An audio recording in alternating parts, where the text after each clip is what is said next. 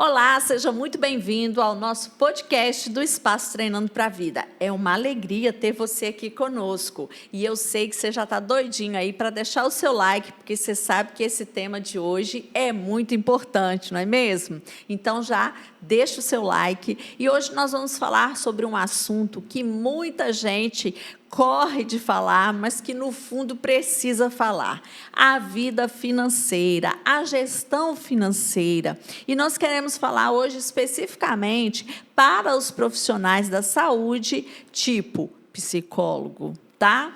E se você não é psicólogo, mas é profissional da saúde, eu tenho certeza que vai te ajudar muito. Se você não é psicólogo e nem profissional da saúde, eu sei que vai te ajudar também esse podcast, porque quem nunca, né, gente, teve problema com dinheiro?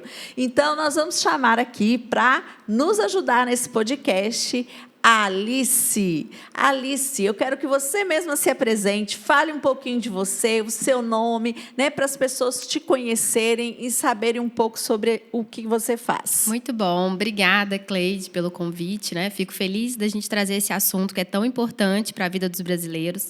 Falar de dinheiro, né? As pessoas, a barriga já esfria, as pessoas já ficam incomodadas, mas é necessário, assim. Eu gosto de fazer uma analogia do dinheiro com o ar. É tão necessário quanto, né? Não dá para viver sem.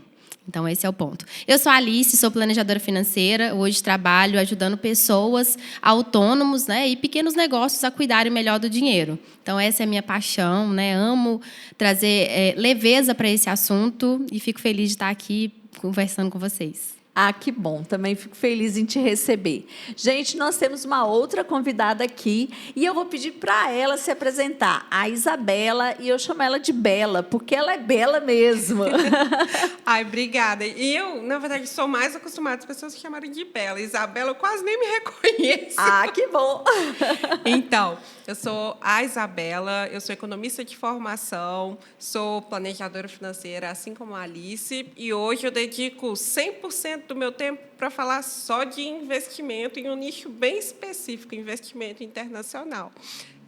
Eu comecei nessa área por gostar de falar de dinheiro. Isso sempre foi um tabu, inclusive a minha família achava péssimo esse hábito meu, mas se tornou uma profissão. Né, e eu faço com muito amor, com muita paixão. Realmente gosto do assunto e quero cada vez mais, assim como a Alice, tirar esse tabu das pessoas. Né? Falar de dinheiro não é difícil, falar de dinheiro é necessário. E estamos aqui para isso. Ah, que bom, gente. Tá vendo, gente? Falei que vocês vão gostar desse podcast. Então, fica com a gente até o final, porque eu tenho certeza que alguma dica aí, algum insight você vai ter e aplicar na sua vida como um todo, tá bom? Então, vamos começar aí falando dessa questão do profissional da área da saúde. Na faculdade, eu sou psicóloga e eu passei por lá e ninguém me falou que eu tinha que gerenciar o meu dinheiro e que eu ia receber um dinheiro no consultório e que, né, eu tinha que saber gerir esse dinheiro. E aí a sensação que a gente tem, Alice, Bela, muitas vezes, é de que a gente está ganhando muito dinheiro, né? Que está entrando muito dinheiro, porque muitas vezes a gente só percebe o que recebe. E aí eu queria que você já começasse falando sobre isso. Muito bom. Esse ponto, eu acho que é um dos principais, né, que a gente pode falar na vida do autônomo, né? E aí o autônomo de todas as áreas. A gente está falando com o pessoal da saúde, mas pode ser um arquiteto, um advogado, né? Todas as pessoas que têm a responsabilidade de gerir a própria carreira, né? E aí a gente vê o dinheiro entrando e é importante que a gente olhe para as nossas despesas também, porque provavelmente a gente tem o aluguel da sala, a gente tem o imposto sobre aquela renda que está entrando, se a gente está realmente apurando, né? A gente tem todas essas questões que trazem uma consequência dessa nossa atividade, né? E que a gente precisa olhar para o que está entrando, ótimo, que bom que a gente sente que está entrando muito dinheiro, mas qual é a responsabilidade que eu preciso ter com esse dinheiro? E, principalmente, a responsabilidade de cuidar também do meu futuro, cuidar dos meus projetos e não simplesmente estabelecer um padrão de vida que não converse muito com todas essas outras questões que a gente precisa olhar da nossa vida, sabe? E aí eu acho que a gente precisa parar e olhar para as entradas e cuidar das saídas. Nossa, excelente. Olhar para as entradas e cuidar das saídas. Gente, anota isso aí, tá? Isso vai fazer toda a diferença na sua vida. Então, você falou que às vezes a pessoa tem essa sensação realmente que está entrando no dinheiro e às vezes realmente está. Então, além de cuidar dessas despesas, dessas saídas, de colocar tudo, né, ali equilibrado, quando realmente essa renda é maior, Bela, o que pode fazer com esse dinheiro? Investir. E não só o investimento financeiro, né? O próprio investir na própria carreira. Fazer cursos, qualificações, montar um espaço, tudo isso é uma forma de investimento, né? A gente tem que pensar nisso. Eu acho que, na verdade, a gente vê na prática todos os dias que os profissionais autônomos, muitas vezes, eles só foram ensinados a fazer a profissão deles. Mas a verdade mesmo é que, por trás do psicólogo, por trás do médico, a gente tem um empresário. Então, e aí, alguém te ensinou a ser empresário? Porque, querendo ou não, o empresário, né, ele administra tudo isso. Então, a gente tem que, vamos falar assim, usar essas duas habilidades e, quando a gente não tem, aprender essa habilidade, né, Alice? E o principal ponto é procurar ajuda, né? Eu acho que a gente nunca nasceu sabendo fazer tudo, né? E quando a gente tem...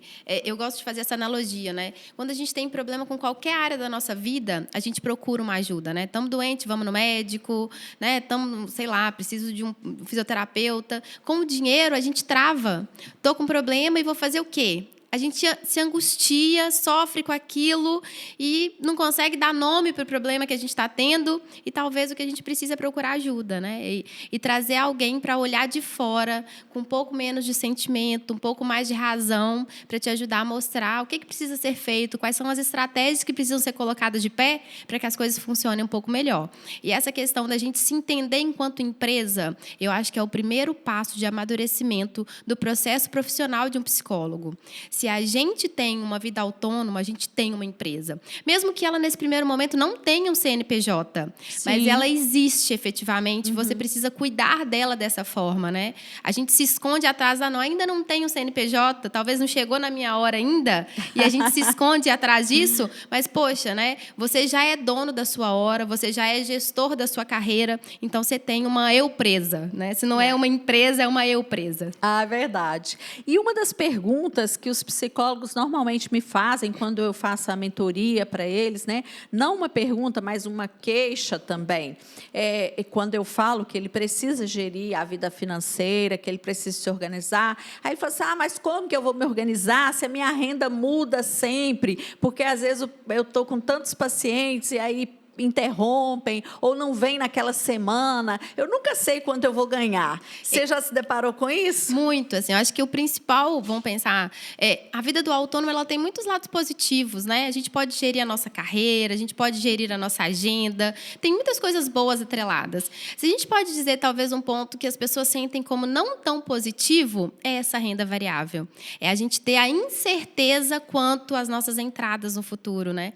E a gente consegue fazer isso olhando um pouquinho para os nossos números e dedicando um tempinho para conhecer dois tipos de faturamento. A gente tem que conhecer o nosso faturamento máximo, qual é o máximo que aquela agenda pode me dar. E é bem simples, assim, a gente olhar, entender quantas horas por dia eu atendo. Sim. E qual é o valor médio das minhas horas. Aí, aqui, a gente chega no faturamento máximo. Ótimo. Sim. Então, se eu trabalhar o mês inteiro com a agenda todo bonitinho, reloginho, sem ninguém faltar, eu chego no faturamento de tanto. Vou estipular aqui 10 mil para ficar fácil da gente fazer a conta, né? E aí eu chego no faturamento de 10 mil. Ótimo, Alice. Então, quer dizer que eu vou receber 10 mil? Não. Vamos olhar para a vida real? O que você tem feito nos últimos meses que você atendeu? Olha nos últimos 12 meses. Quanto efetivamente foi o seu faturamento? E aqui a gente vai fazer a conta do faturamento médio mensal. Isso aí é a sua realidade. O que a sua vida tem trago? Qual é o número real da sua vida? Sim. Chegamos, então, num outro número, hein, gente? Faturamento estimado. Primeiro, agora, o faturamento médio real. E aí, agora, a gente estabelece o nosso salário como 75% dessa média que a gente chegou. Porque aí a gente chega num número mais realista. E aí, Sim. o mês que for mais gordinho, a gente cria uma reserva financeira. O mês que for mais magrinho, a gente vai lá, pega essa reserva e completa essa média para chegar nesse número que a gente recebe todos os meses. Então, aí a gente começa a ter a vida de autônomo, mas com a condição de ter um salário fixo todos os meses, o que ajuda muito com a previsibilidade das nossas despesas pessoais e também a gente criar essa reserva para o negócio, a gente conseguir, eu consigo tirar férias desse jeito. A gente consegue se planejar para ter um salário lá na reservinha para a gente poder tirar férias. A gente pode até dizer, olha, quero ter o luxo de um 13º. Podemos ter. Então, basta que a gente coloque de pé algumas estratégias de planejamento para conseguir fazer com que essa reserva financeira traga essa tranquilidade para a nossa vida. Nossa, excelente, né, Bela? É isso. Eu acho que... E também um ponto, Alice, que é importante assim, a gente falar, que muitas vezes, às vezes as pessoas, né, os profissionais, podem esquecer de também pensar no futuro. Não é só fazer uma reserva, né? E aí? Um dia eu vou querer aposentar, um dia eu vou querer diminuir o meu ritmo, pelo menos? Como que eu vou fazer nesse momento? E quanto maior a antecedência que a gente inicia a pensar nesses pontos, mais fácil fica. Entende? Então, também é importante, a gente começa com a reserva, a gente começa organizando, mas cada vez mais é necessário dar passos maiores. Com certeza, né? É muito importante a gente pensar nisso no futuro, né? Claro que a gente tem que viver o presente, né? E a gente hoje vê muitas pessoas, às vezes, adoecendo por esse excesso de futuro. Mas um excesso de futuro negativo, né? Quando eu penso no futuro de forma negativa. Mas pensar no futuro com a questão do planejamento é muito necessário, né? Sem na dúvida. nossa vida. Uma outra questão que os psicólogos e outros profissionais autônomos trazem também como dor, porque, né, eu tenho a mentoria de psicólogos, mas também atendo outros profissionais. E aí eu percebo muito que é essa questão assim, e o mês, né, que você até falou aí do planejamento, mas esse mês, hoje mesmo eu atendi um profissional que é até engenheiro, mas ele é autônomo, e aí ele me falou, nossa, Cleide, o meu março foi perfeito, mas agora o abril caiu demais, eu não tive clientes e tal, e eu estou assim, muito preocupado com isso, e o maio começou meio borocochô também, e aí vem essa questão também, né, do planejamento, Alice? Eu acho que sim. E o principal é uma reserva financeira da empresa que traga tranquilidade para esse profissional enfrentar meses ruins. Todo negócio ele tem a sazonalidade própria dele, né, Sim. gente? E, por exemplo, né, eu atendi um psicólogo que ele fez uma analogia muito legal. Ele, Alice, eu estabeleço a minha meta de faturamento dividido por 9. Porque eu sei que dezembro, janeiro e julho, os meus pacientes somem. E aí, então, como eu sei disso, eu trabalho nos outros meses mais para mim poder criar essa reserva para poder suprir esses meses. Quando a gente resolve olhar para o nosso negócio, entender-se como empresa e tratar essas deficiências, aceitar essa sazonalidade, porque isso não está sob o meu controle, eu começo a traçar estratégias que funcionem. E olha só que legal, você pegar o ano e dividir, ao invés de 12, dividir por 9. Exato. Porque a gente já sabe que teremos meses mais magrinhos. Gente, dezembro, janeiro, o povo some mesmo. Julho, some de novo. Fevereiro é uma dificuldade de falar com o povo, tá todo mundo brasileiro, tá querendo carnaval. Entendeu? Então, assim, a gente aceitar o nosso negócio, entender quais são as características e tratar. Exatamente. Alice, acho que um ponto muito legal que você falou às vezes, muitas vezes, a gente sabe que vai ter um imprevisto, mas a gente não coloca esse imprevisto na conta. Isso não é um comportamento comum, já em julho ter um menor movimento, em dezembro, em janeiro, em fevereiro um pouco também. Então, a gente já tem que colocar isso para a conta. Muitas vezes, a gente consegue prever os imprevistos. Sim. É isso. Não, inclusive, eu tenho aqui no espaço, eu falei isso há pouco tempo para algumas pessoas. No ano passado, falei assim, meninas, no mês X, no mês Y, existe uma baixa, que é justamente o julho, o dezembro, o janeiro, principalmente para aquele profissional que atende o infantil. E aí eu fui e falei isso, porque as crianças entram de férias e os pais acham que entrou de férias de tudo e a própria criança também. Aí eu falei assim, então, pensem em algo mais. O que vocês podem ofertar?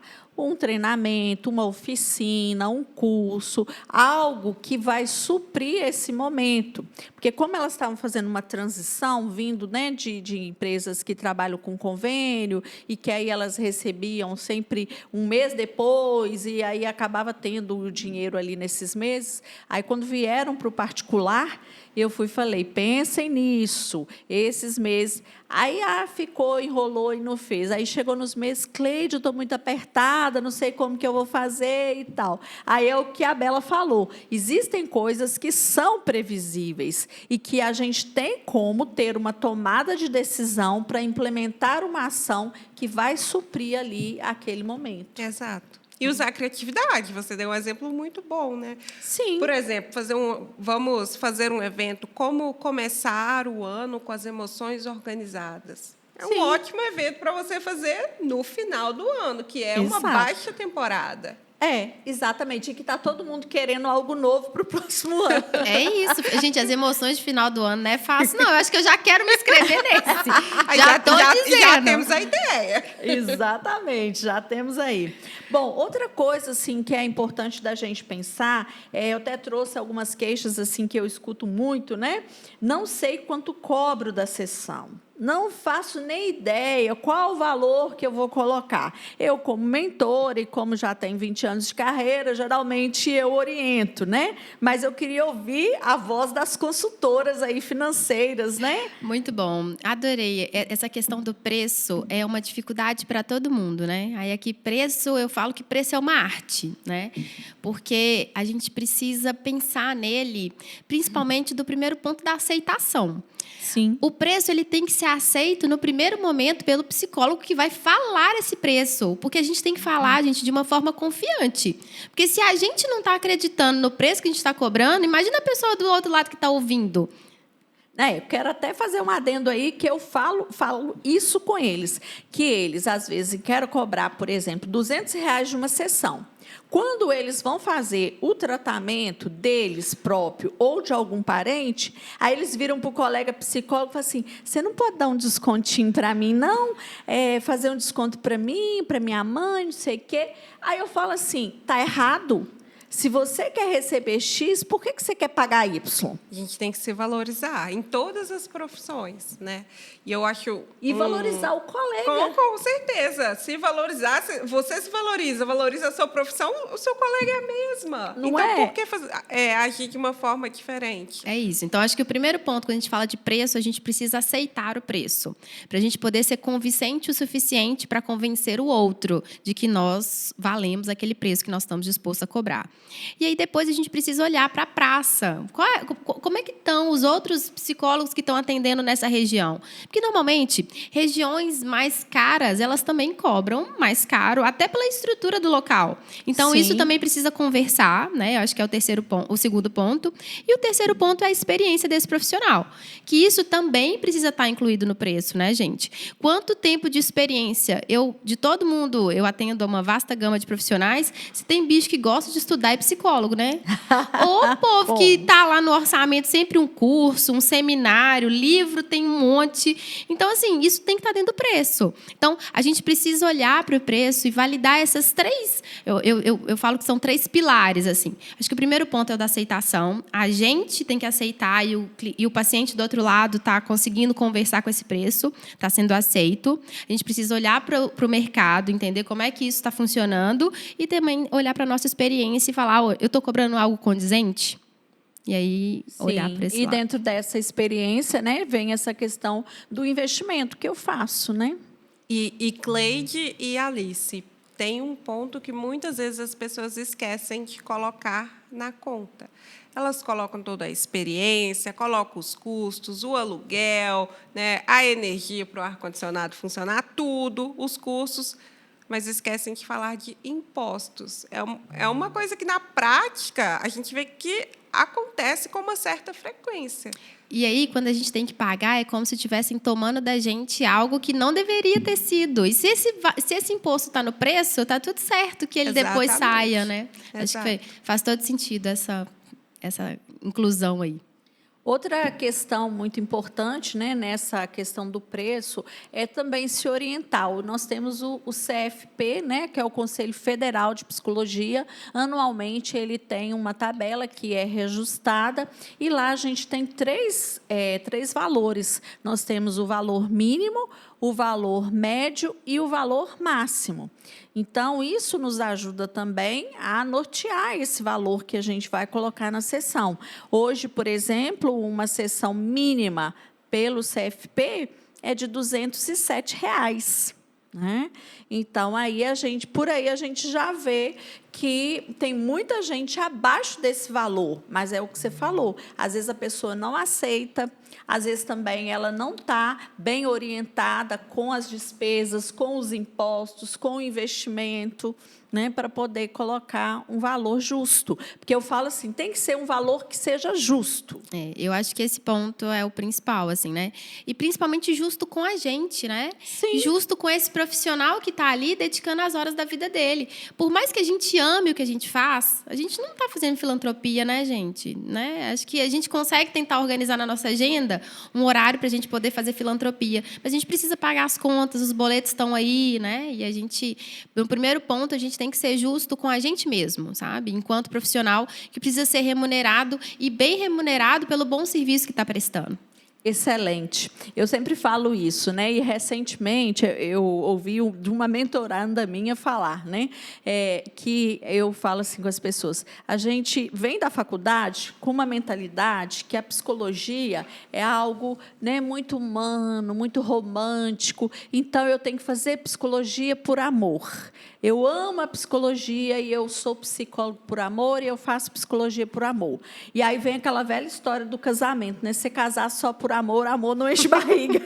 O amor não paga os boletos no final do mês. Exatamente. E aí essa mentoranda minha, ela trouxe uma fala que eu achei um espetáculo. Ela falou assim: Cleide, depois do TAP, eu parei com essa história de fazer psicologia por amor e passei a fazer psicologia com amor. Ai...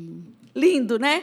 Eu amo o que eu faço com amor, mas eu preciso receber um valor justo pelo que eu faço. E isso até faz a pessoa ser um melhor profissional. Eu acredito que isso impacta diretamente no desempenho. Essa questão do preço também, eu acho que tem muito isso, assim. Quando a gente coloca um preço que também nos desafie, né? Se a gente está colocando aquele preço, a gente também quer entregar o melhor.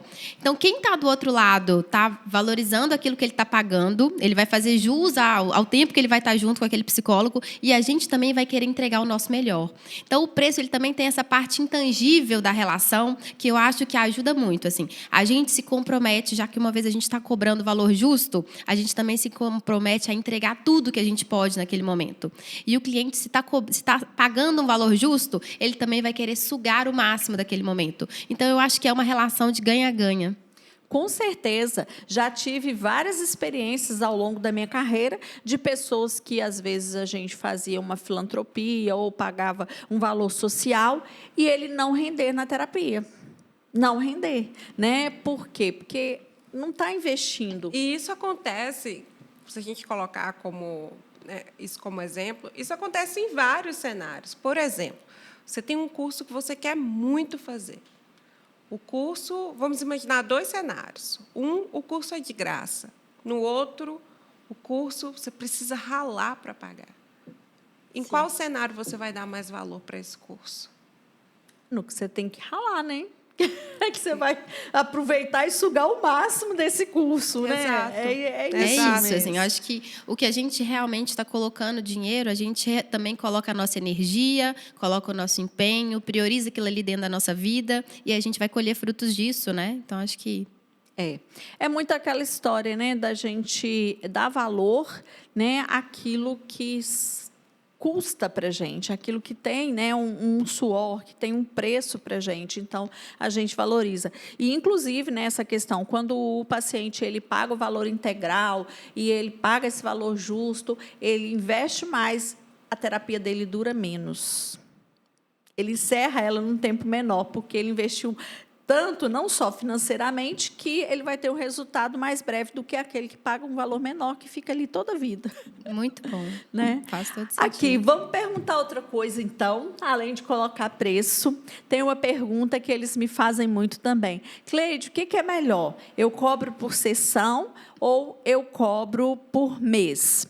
Né? Segundo as orientações que a gente recebe na faculdade, até mesmo pelo conselho, o melhor seria você fazer a cobrança por sessão, para que a pessoa sinta que ela está vindo e está pagando o valor daquela sessão. Mas isso não é regra e não é proibido cobrar por mês. Né? O que você acha dessa proposta? Então, a negociação precisa ser feita ali, o que mais funcionar dentro do coletivo. Eu gosto que a gente tenha uma regra pré-estabelecida. Então, uma vez definida a regra, vamos nos tentar ater à regra. Se a gente deixar para decidir caso a caso, cada decisão tem um gasto de energia. E aí traz um cansaço que, poxa, não é legal. Então, primeiro é decidir. Você decide, ou cobra por sessão, ou cobra por mês. Se a gente pensar na nossa vida financeira e até na própria vida financeira do cliente, por mês é mais tranquilo. Porque ninguém está recebendo por semana no Brasil, né, gente? E aí você ter que todo mês, toda semana, ir lá e ter que pagar, e você ter que fazer essa projeção dessas... né? Se você atende a pessoa semanalmente, você tem que fazer essa projeção que toda semana você vai ter que ir lá e pagar, você tem que deixar esse dinheiro lá na conta. Então, eu acho que traz tanto para a gente receber picadinho e para quem está pagando ter que pagar toda vez, uma dificuldade de organização financeira. Se a gente conseguir se organizar para que essa cobrança seja feita mensal, na minha visão, funciona mais fácil. Mas a minha dica aqui é estabeleça uma regra. E essa regra precisa ser padrão para todos. Trate exceção como exceção. Não fica assim, com esse paciente eu decido assim, com aquele assado, com aquele assim, porque isso vai trazer para você um desgaste de controle muito maior. E aí, horas que você poderia estar dedicando para uma outra coisa, talvez para estudar, se aprofundar em algum caso de algum paciente, você vai ter que estar fazendo um controle financeiro que não vai estar fazendo muito sentido ali. Então, definir a regra. Uma vez definida, defina ela como padrão para todo mundo. Mas, por mês, facilita tanto para a gente que recebe, quanto para quem está do outro lado pagando, sem dúvida nenhuma. Nossa, que legal. Nunca tinha pensado por esse lado, porque eu tenho os dois modelos. Pois facilita bastante a gestão. Quando você tem só uma forma. Só uma forma. É muito legal. Vou começar a implementar isso. Eu hoje, por exemplo, na minha vida pessoal, eu tenho unha que a gente faz semanalmente, tem a diarista que vai na minha casa, que vai semanalmente, eu pago todas mensalmente. Por quê? Facilita para mim. Eu recebo uma vez só no mês, né? E aí eu já recebo, pago todas as minhas contas, e aí o que fica na conta é o dinheiro do imprevisto e dos gastos variáveis. Isso já são gastos fixos, já defini que eles existirão. Então, eu já vou lá, pago elas antecipadas, elas ficam super felizes comigo, e eu super feliz de não ter que ficar lidando com aquela decisão a cada semana de ter que pagar a pessoa de novo. Verdade. Nossa, excelente. Gostei demais. Outra coisa que é interessante também da gente pensar, assim, e aquele paciente que falta? Ele está agendado comigo e ele não veio à sessão. Como fica esse valor? Isso aí é importante que a gente tenha essas regrinhas de convivência definidas lá no início do processo, né? Talvez fazer um contrato de prestação de serviço seja interessante. Não é muito comum entre os psicólogos, pelo que eu conheço, mas pensar em fazer um contrato, deixar as regras do jogo muito claras, até mesmo para a gente ter um alinhamento de expectativa e ninguém sair chateado no final das contas, né?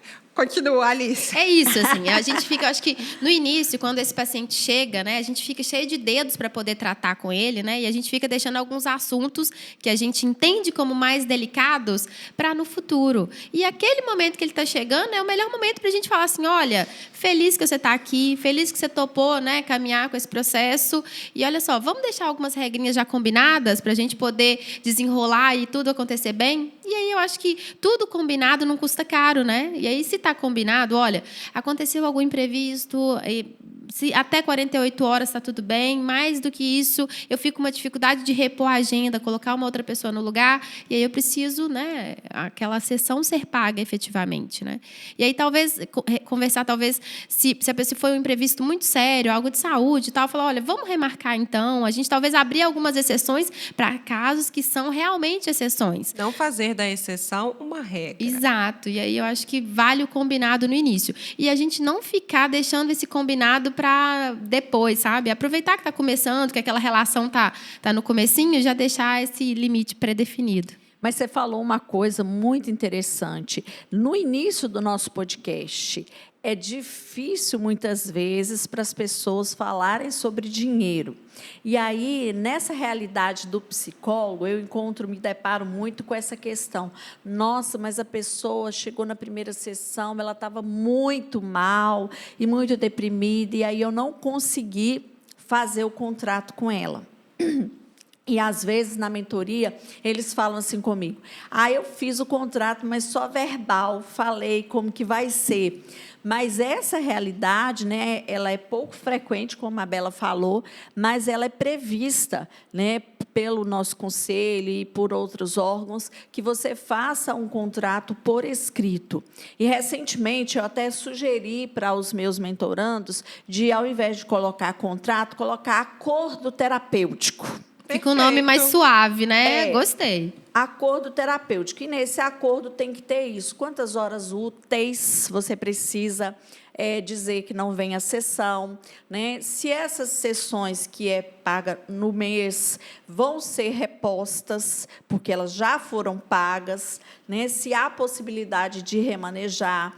Então, acho que isso é interessante, sim, ter esse acordo claro, né, e conversado. Não conseguiu fazer na primeira, faz na segunda, mas mais que isso não dá para passar, né? Porque aí, quando você formaliza, e até o que você falou, agrega valor, agrega seriedade ao processo. É isso. Eu acho que o outro ponto é, se a gente está buscando aquele profissional, a gente está confiando nele. Eu acho que ele trazer também esse ponto de vamos definir as regras, olha que a madurez, né, que processo maduro eu estou começando, né? Sim. E a gente já ocupa um lugar de psicólogo mesmo nessa relação, né? Porque está vindo alguém realmente fragilizado e que vai ter alguém que para poder ajudar e orientar ele nesse processo. Olha como a gente fortalece as bases dessa relação, assim. É algo que não está dado escrito, mas está nas entrelinhas, né? E que a gente vai lendo de tudo isso que a gente está criando nesse início. Então, acho que é importante a gente entender que isso só conta ao nosso favor, né? Com certeza, né? Faz parte aí dessa aliança terapêutica, né? Dessa relação terapêutica, e que, para nós, principalmente para mim, que trabalho com a TCC, essa aliança terapêutica, ela é importantíssima para o desenrolar de todo o processo. Então, isso é muito importante.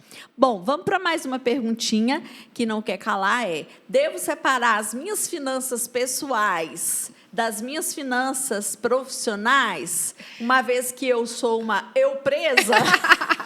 Meu Deus, nem sei se eu estou copiando esse eu presa de alguém, mas é isso. Sim, gente, um grande sim, pelo amor de Deus. Não assim, tem. Exato. Não tem muita opção, não. E assim, é o processo de amadurecimento que a gente precisa viver. Eu sei que a maioria das pessoas não está nesse momento, né? Eu gosto de falar que existem 3 estágios, né? O estágio 1, o 2 e o 3. O 3 é onde eu quero que todo mundo esteja, é o País das Maravilhas, já que eu sou Alice, né? Quero todo mundo lá.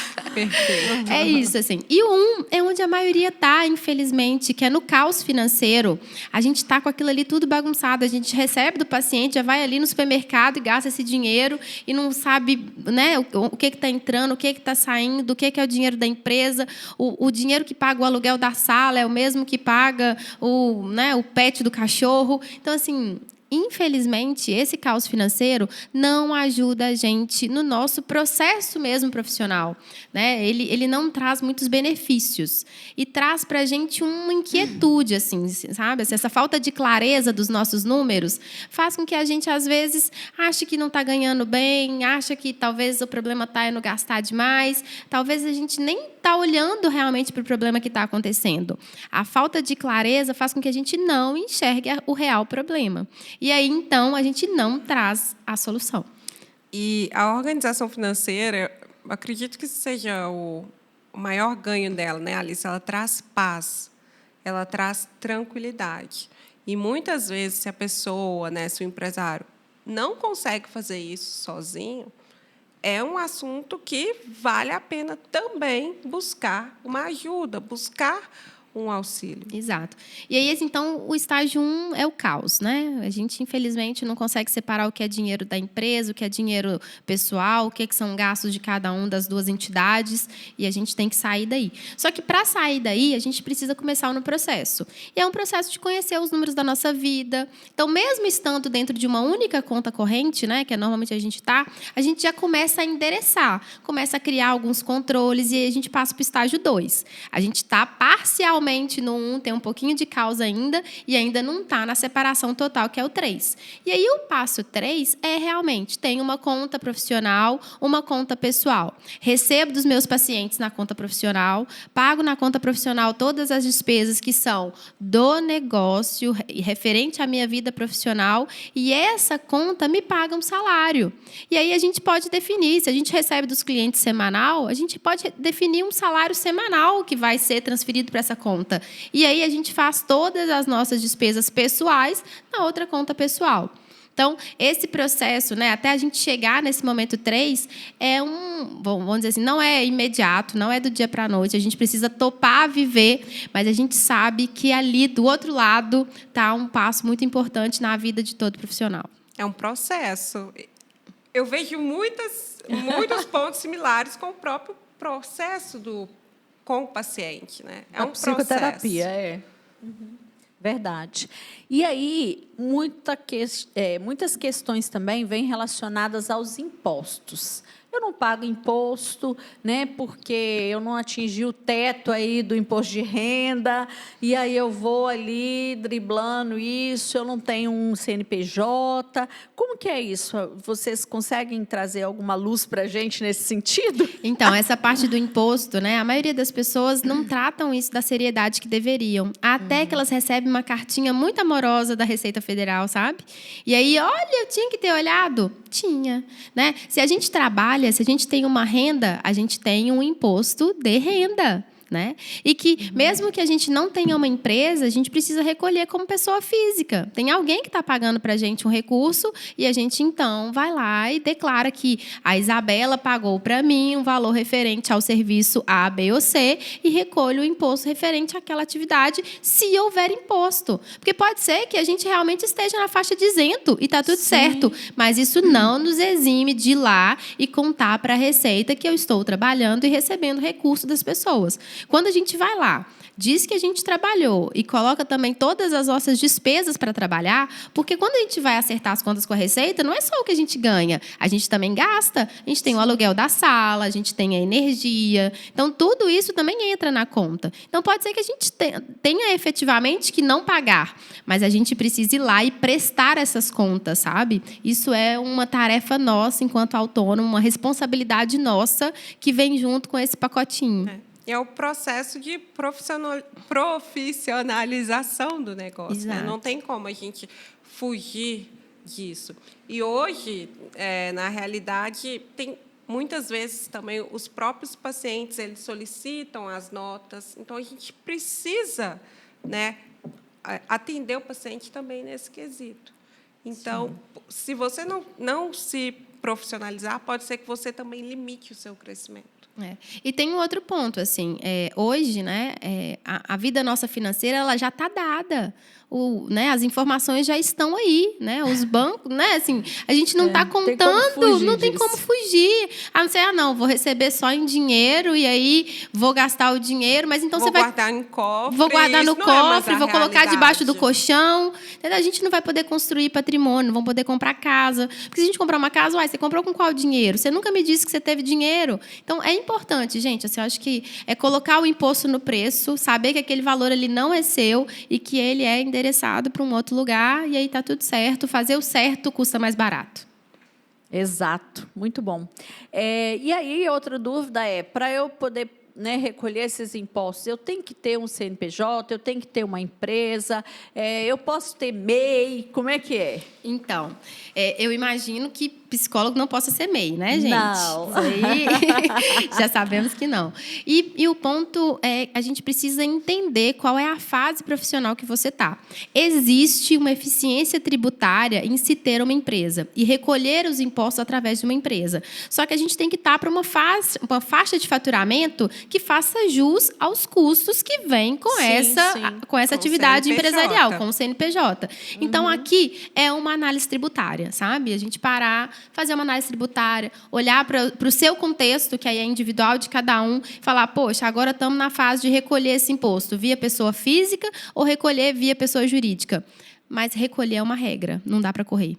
Imposto de renda vamos dizer assim, é uma obrigação de todo brasileiro que tem renda. Se a gente trabalha, a gente tem renda. Então, a gente precisa ir lá e pagar. Joia! Então, outra coisa que é dúvida também é, todo ano eu sei que eu devo aumentar o valor das minhas sessões, mas eu nunca faço isso. A gente sabe, né, gente? É tão difícil aumentar o preço, né? A gente... Mas é um ponto que precisa ser pensado e talvez até precisa estar no acordo terapêutico. Esse acordo terapêutico... facilitar a conversa. Esse acordo terapêutico resolve a vida, né, gente? Muito legal. Sim. Eu acho que esse acordo terapêutico ele é muito importante. E a gente tem lá mesmo uma cláusula de que, pelo menos, a inflação a gente vai reajustar todos os anos, né? Porque se a gente não reajustar a inflação, é como se a gente estivesse dando um desconto para o cliente ou para o paciente referente à nossa hora. Porque tudo está ficando mais caro, menos a minha hora. E aí, eu vou no supermercado, eu não vou conseguir voltar para casa com o tanto de coisa que eu já trazia no ano passado. E aí é importante, né, a gente assumir esse compromisso de, quando eu sou autônomo, eu sou o responsável pela minha ascensão profissional. Sendo o responsável, eu preciso ter essas tarefinhas que são chatinhas. Eu sei que reajustar não é saboroso, né? Eu também tenho esse trato com os meus clientes, mas que é importante, assim. E tem um outro ponto, assim, será que a gente tem que reajustar só a inflação? Você é o mesmo profissional que aquele cliente te contratou há um ano atrás? Você não teve investimento em você que faça sentido, que seja cobrado um pouco a mais, né? Então, acho que aqui vale aquela outra reflexão efetivamente do preço, né? Você ainda está custando a mesma coisa? Como é que está a sua experiência? Você não avançou degraus, né, nessa parte? Então, acho que vale a gente parar e pensar. Inflação é o básico, gente. A inflação é obrigatório. Mas eu trago uma reflexão se o reajuste não é só da inflação. Porque se a gente reajustar só a inflação, é como se a gente estivesse dizendo para esse paciente, olha, não estudei nada, não fiz nada, é o mesmo profissional que está te atendendo aqui há um ano, ele está aqui. E isso não é uma verdade. A gente está buscando evoluir sempre. Passa até pelo lado da gente se valorizar. Sim, sim. Aí a gente volta lá naquele primeiro momento, né, de colocar o valor. Exato. E, como a Alice disse, é dinâmico. Não é porque hoje é um valor que no próximo ano vai ser o mesmo valor. Muita água passou nesse rio, muita coisa aconteceu. E é uma prática comum do mercado. Eu imagino que, né, pela psicologia, ter essa parte romântica, a gente está lidando com os pensamentos, os sonhos das pessoas. Às vezes é difícil colocar esse ponto prático de também tem um valor, mas ele precisa ser feito. E quanto antes houver um alinhamento de expectativa, é muito mais fácil. É aquele ditado, eu sempre falo, e vale para todas as áreas, o combinado não sai caro. Então, vamos combinar antes com os pacientes que o relacionamento vai ficar bem mais fácil. Ah, com certeza, né? E aí também é isso que você falou, da entrega, né? O que você está entregando para esse paciente? Qual o resultado que você está oferecendo para ele? Qual a transformação? Então, o que você ofereceu no primeiro ano foi uma coisa, o que você vai oferecer no segundo vai ser outra, né? E a gente sabe também desses investimentos que você falou, que muitos psicólogos fazem. Inclusive, eu falo isso para eles, tá, Alice? Que eles ficam investindo em cursos e mais cursos, livros e mais livros, e esquecem de investir em uma planejadora financeira, né? Em alguém que vai ajudar nos investimentos, em uma mentora para poder ajudá-los na carreira, porque aí eles ficam queimando dinheiro, mas não aplicam, que é a parte prática.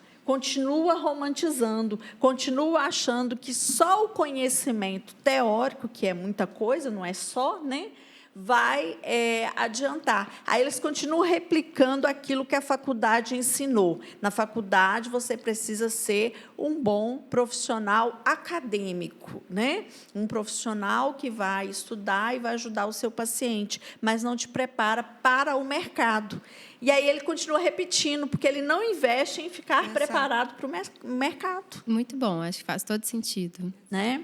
E aí, gente, nós já estamos chegando no final, porque aqui a gente fala demais, né? Mas você que tem alguma dúvida, algum comentário, deixa aí, que depois a gente vai responder para você. Eu vou encaminhar para as meninas, né? Se for algo da alçada delas. Vou deixar também os contatos para que vocês possam acompanhá-las e ver o que elas podem contribuir com a sua vida financeira, tá? E aí, nesse finalzinho, eu queria trazer uma polêmica de 3 perguntas praticamente juntas. O que eu faço com a minha agenda vazia? Né? O que eu faço se eu adoecer e precisar parar de trabalhar por um tempo? E eu tenho que pagar INSS para eu ter jeito de ficar sem trabalhar, ou ficar com a agenda vazia, ou tirar férias? Como é que é? Eita. Tem algumas possibilidades. Muitas coisas, né? Agora a gente até acerta na cadeira, muita pergunta. Muito bom, gente. Eu acho que o primeiro ponto é a agenda vazia, né? Para quem é empreendedor, não significa o ócio, né? A gente não está à toa. Nós não podemos ligar a televisão e ver Netflix. Nós temos que entender qual atividade, qual ação eu posso fazer nesse momento que eu tenho agora, que eu não tenho um paciente e que na próxima semana eu não vou enfrentar essa agenda vazia de novo. E isso precisa ser, a cada vaga no nosso horário, tem que ser essa pergunta que tem que estar lá escrito. O que eu vou fazer com essa hora, para que essa hora não se repita na próxima semana? E, Alice, também entender que, muitas vezes, a gente também precisa fazer a prospecção. A gente só foca no vou atender paciente. Mas como que o paciente vai chegar até você? Exato. E essa parte da psicologia, né, a parte da saúde como um todo, a gente espera que funcione de forma passiva, através das indicações. Mas se a gente não está nesse momento de carreira ainda, o que eu posso fazer? Né? Quais são as sementes que eu posso plantar? Tem uma frasezinha que eu gosto que é: atrás de coisa vem coisa, né? O que eu posso fazer? Quais ações ativas da minha parte que eu posso buscar de interações com as pessoas, de estar na rede social, de estar me expondo para que as pessoas saibam o que eu estou fazendo? Porque a gente parte do princípio que as pessoas precisam adivinhar do que a gente está fazendo e precisar da gente. Aí sim ela vai lá e me manda uma mensagem. O caminho contrário a gente nunca quer fazer, né? Então eu acho que o ponto é, agenda vazia não significa ócio, principalmente para quem é empreendedor e quem é dono da própria carreira, né? A gente tem que estar o tempo todo se incomodando em o que eu posso fazer com esse horário para mim poder plantar algumas sementes que vão germinar e então fazer com que eu tenha um crescimento, né? E eu acho importante, né, a gente pensar, na atualidade, as pessoas vêm muito com essa desculpa assim: ah, mas eu não gosto de rede social, eu não gosto de me expor, eu não quero falar no Instagram. Tá, mas e o que você está fazendo na vida real para que as pessoas saibam que você é psicólogo e o que o psicólogo faz? Porque antes não tinha rede social. Quando eu me formei, há 20 anos atrás, né, eu não tinha uma rede social para captar clientes, mas as pessoas sabiam, desde que eu fazia psicologia, no curso que eu estudava, porque eu falava para as pessoas, eu já dava algumas palestrinhas como estudante de psicologia. E aí eu formei, eu fui, né, trabalhar como psicóloga e todo mundo sabia que eu era psicóloga e eu ia nos lugares, dava palestra de graça, né, que é a prospecção. Né? Então, você não tinha rede social. E desde que eu formei, eu nunca tive a agenda vazia. Né? Postei alguns momentos que ela baixou, mas eu sempre paguei minhas contas com o consultório. Olha só que interessante, né? Já fazia palestra gratuita no intuito de se expor. É isso, assim. Acho que a gente pode pensar, não quero no online, né? Que essas estratégias da rede social. Mas então o que você está fazendo no offline? Nada. Eu falei, então, calma, acho que a gente está na profissão errada. Porque o autônomo, né, o psicólogo, ele precisa se vender. Ninguém te contou isso? Que você vai ter que ocupar a sua agenda e a sua agenda vai partir de uma venda da sua hora? Então, assim, eu acho que é duro um pouco isso, né? Quem está ouvindo do outro lado está falando, nossa, mas é a verdade, gente. E entender que isso é uma parte do trabalho. Até se for feito por rede social, é trabalho, não é brincadeira.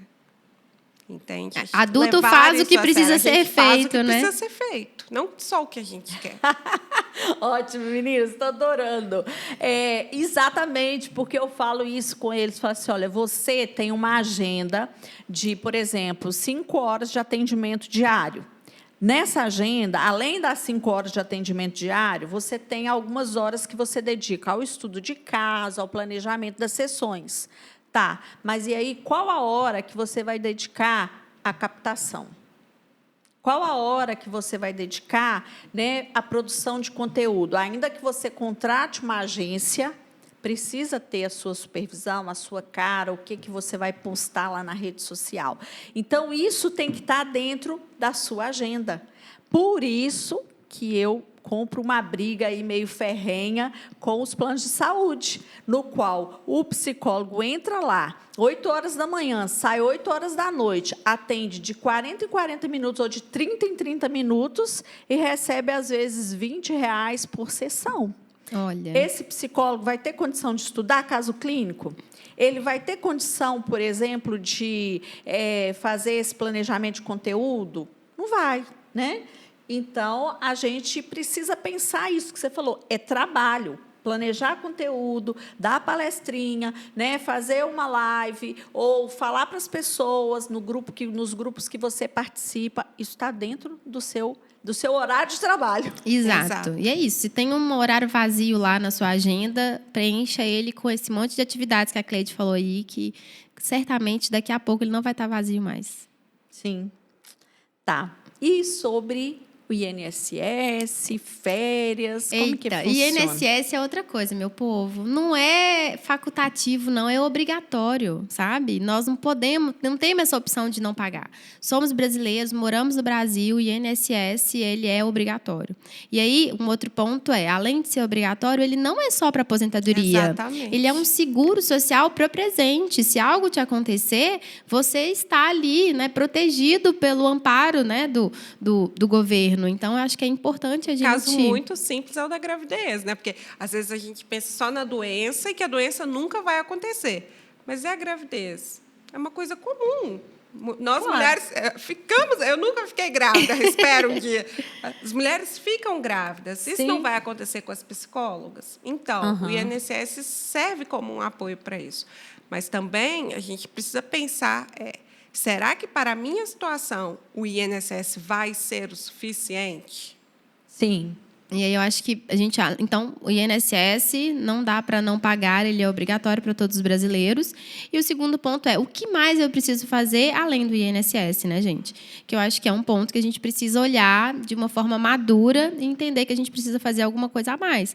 Porque o teto do INSS hoje é 7 mil e alguma coisa, né? A nossa vida para de pé com esse valor? É isso hoje que você pratica? Não, não é. Então, a gente tem que pensar em um complemento de renda em algum momento, né? Eu acho que esse ponto, né, da gente trabalhar essa aposentadoria e o quanto antes a gente resolver olhar para isso, bem mais leve vai ser para o nosso bolso, né? A gente tem aqui os juros compostos ao nosso favor, né, que o tempo ajuda bastante. Então, quanto antes a gente entender que essa reservinha que a gente vai fazer ao longo do tempo, para no momento que a gente tiver 70 anos, o quanto antes eu começar, eu estou fazendo muito bem. E, Alice, talvez indo um pouco mais além.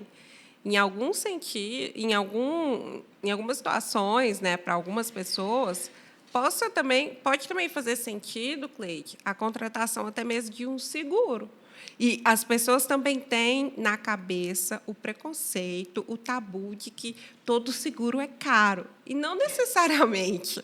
Esse é um outro instrumento que a gente pode estar usando.